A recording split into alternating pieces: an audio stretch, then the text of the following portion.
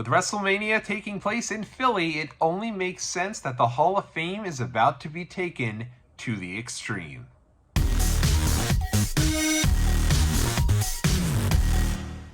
Huge bit of breaking news as we turn the calendar over to March. We just found out the headliner for the 2024 WWE Hall of Fame class, and it will indeed be the Wise Man, the Advocate, the former owner of ECW, Paul Heyman, in what I think is about as good of a choice as you could have possibly had. This is the one we all wanted. We don't always get it right when thinking about the city that WWE is coming to for WrestleMania. Who's going to be the headliner?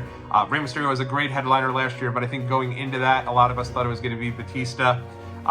So sometimes we're right, sometimes we're wrong, but I think every person known to man, when it came to ECW WWE coming to Philadelphia for WrestleMania, it only made sense for this to finally be the time that Paul Heyman takes his rightful place in the WWE Hall of Fame. Certainly well deserved here. And let's get into it of who we really think is going to be the person to induct Paul into the Hall of Fame. You know, you think about if this were a couple months ago, right? If this was last year, obviously I think the choice would be Brock Lesnar, right? You think about how pivotal and how important the managerial role for Paul Heyman has been in establishing these characters in WWE. I think Brock Lesnar's on the top of that list. You know, when Brock Lesnar comes into WWE in 2002, this is really the first time that Paul Heyman is seen as a manager in WWE. Obviously very successful in WCW, managing the Dangerous Alliance. But in WWE, the first time he was paired with Brock Lesnar was coming right out of the Invasion. We hadn't seen Paul for a while, and he had been established as kind of this snarky, kind of heel-like persona, and immediately gave Brock Lesnar credibility to add to his incredible kind of physical talents that we saw every week. You know, Lesnar shows up, he's destroying Spike Dudley with power bombs, but on the outside is Paul Heyman, and that's the first thing they say is, no man, not only is this guy Brock Lesnar, but look, he's got Paul Heyman with him. And then Heyman did such a great job in kind of evoking the emotions from the crowd and being able to constantly remind us that this was going to be the next big thing. This was going to be the guy that was going to be dethroning The Rock at SummerSlam. And I think he played a huge role in the kind of the start of that Brock Lesnar character, and then would play a big role in then being able to flip that, joining the Big Show, costing Lesnar his undefeated streak at Survivor Series 02, and really allowing Brock to ascend then as the top babyface heading into 2003 and WrestleMania 19.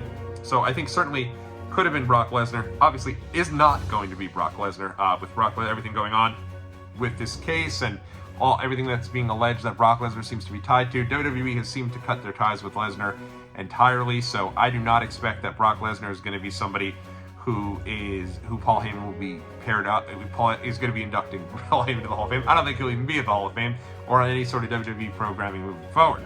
It could have been Vince McMahon, right? One of his biggest competitors throughout the Monday Night War. Not only did you have WCW, but you also had ECW that was, you know, gaining that cult following. And then remember, when ECW folds, Vince McMahon immediately brings Paul Heyman, and it's like right after the ECW pay-per-view, Paul Heyman's announced as the commentator for Raw, taking Jerry Lawler's place. You remember WrestleMania 19 is one of the greatest WrestleManias, if not the greatest WrestleMania of all time, and it's not called by Jerry Lawler and Jim Ross. Instead, it's called by Jim Ross and Paul Heyman. So Heyman was immediately thrown in there as the top commentator, color guy for WWE Raw, right after Lawler's departure. And then from there, it felt like Paul Heyman sort of became that trusted source for Vince McMahon. Paul Heyman was one of the top writers for SmackDown when they were trying to really establish that brand as something different from Raw post-draft. And you remember all of those years of everything we loved about SmackDown, the SmackDown 6, the Guerreros, Benoit and Angle, Edge and Mysterio, all of that came from the mind of Paul Heyman. He really had the finger on the pulse of what the crowd wanted. Then, obviously, a bit of a fallout with WWE. The relaunch of ECW comes, doesn't really work out, and Heyman isn't seen again until 2012, when Brock returns to WWE, cuts a promo that isn't really any good, and suddenly they realize, hey, he needs Paul Heyman back with him. So Paul comes back, and again now is trusted for really the biggest story that WWE has had in the 2010s, and I'm talking ending The Undertaker's streak. And I think a lot of that, yes, they trusted Brock Lesnar with this, but they really also trusted Paul Heyman with it. You think about the end of that streak, you immediately think of the fan with the big stunned face in the crowd, but you also think of Paul Heyman, hands and knees, mouth ajar, just like, oh my God, we did it, jumping into Lesnar's arms and really getting Brock over as that dominant champion. You know, being able to take over the microphone from Lillian Garcia or whomever the ring announcer was, and being the person to introduce Brock as the reigning, defending, undisputed. That added so much to Brock's character. Brock would show up, just stand there, and Paul would cut these incredible promos. You know, the night after he beats the streak, that eat, sleep, conquer, repeat. Obviously, Vince McMahon trusted Paul Heyman so much to get this over and allowed then Brock to go on. Obviously, Brock did a lot of the work, but almost all those promos are from Paul Heyman. So I think that piece of it, if you think about it, Brock Lesnar leads to the crowning of Seth Rollins and Drew McIntyre and so many other individuals that all stem from him being the Roman Reigns and all stem from him beating the Undertaker's streak. So this is something I think Vince McMahon really trusted Paul Heyman. You know, Paul Heyman was very much involved with the Ronda Rousey storyline, getting her involved, the Goldberg storyline, getting him to come back into WWE and really being more comfortable during his second run after 2003 was such a disaster for him. So I think Vince could have been a great guy to introduce Paul Heyman and to induct him into the Hall of Fame. Obviously, Vince McMahon is not going to be anywhere near WWE programming. Certainly not this year and probably never again with everything that's being alleged against him. So this leaves us with a couple of different options. Obviously, there's some other folks that Paul Heyman was paired with during his time. Not all smashing successes. I will say that 2012, WWE was able to maneuver CM Punk away from being this cult figure that got so many people back into wrestling back in 2011. And I think pairing him with Paul Heyman allowed that to shift and allowed CM Punk to become one of the most hated heels in the company and really set Punk up for a fun program with The Rock. The Rock's real first program there that wasn't with John Cena, and having that one-on-one match at the Rumble and then at Elimination Chamber, and all of that, I think, really stemmed from Punk becoming a believable heel because he was paired with Heyman. You could certainly have Punk induct him. I think Punk would be a great choice to be the person to induct Paul Heyman into the Hall of Fame. I think that those two becoming really close friends, even after Punk left, you'd have Paul Heyman being the person who would really sit there and talk still highly of Punk, still have his friends back. You never heard Paul say, hey, I'm disappointed Punk left. Paul would always still talk very highly of Punk and say, yeah, have I talked to CM Punk? Of course, he's one of my best friends, right? The whole idea of being a Paul Heyman guy came from CM Punk. So I think Punk is a great choice to induct Paul Heyman in the Hall of Fame. He's not the person I'm going to choose. I will get to that in a minute. Aside from that, Paul Heyman's also been paired with two other individuals during his time before I get to Roman Reigns, the first of which being Curtis Axel. I think, honestly, after Punk had turned babyface, they were looking for something for Punk to do, for Paul Heyman to do until Lesnar returned going into the summer of 2013. And so they paired him with Curtis Axel, the former Michael McGillicuddy. And at the time, I loved this. I thought this was actually going to be great. And you remember in the beginning, Curtis Axel went on, beat Triple H. There's even a Mattel 2-pack of Triple H and Curtis Axel stemming from that rivalry. And it really felt like putting Curtis Axel with Paul Heyman would kind of elevate him. He won the Intercontinental title, and it looked like he was somebody who was going to be maybe a top heel for the company for a little period of time. Very, very small period of time.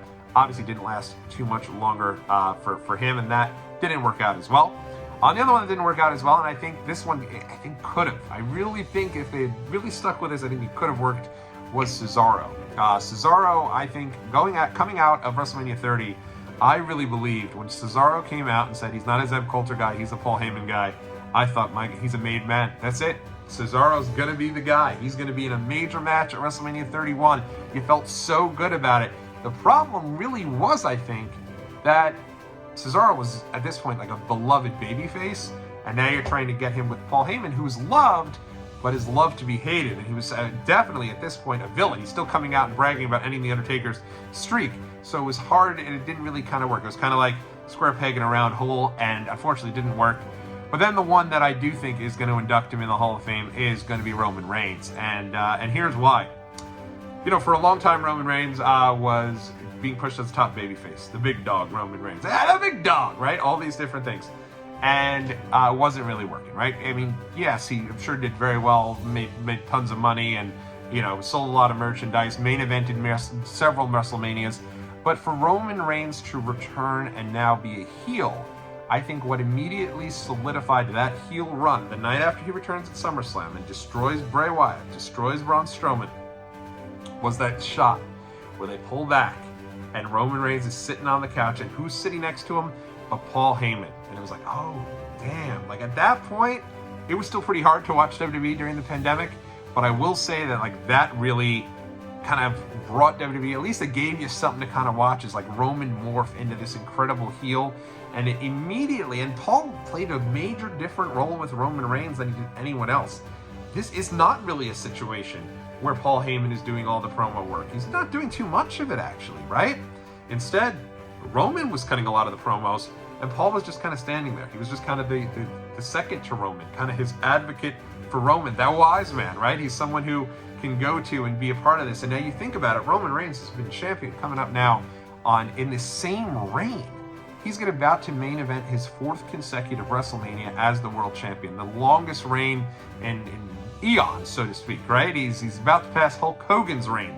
So all of that, I think Paul Heyman plays such a pivotal part of. He's been a part of the bloodline since day one. He's been a huge part of it. You think about that Roman Reigns entrance. Roman comes out, the big music, the big entrance, and everyone in the crowd kind of gets that feeling, right? Because you hadn't seen Roman for a while. And Roman comes out, he always had the one belt, and he'd go to Paul for the second belt, and Paul would present it, and Roman would hold the second belt up. And I think it's just worked so well. And again, it really just shows what a great performer Paul is and what a mastermind he is in getting the emotions from the crowd. Obviously now Roman's not around so much, right? But Paul has played a big part in still keeping a lot of these storylines going.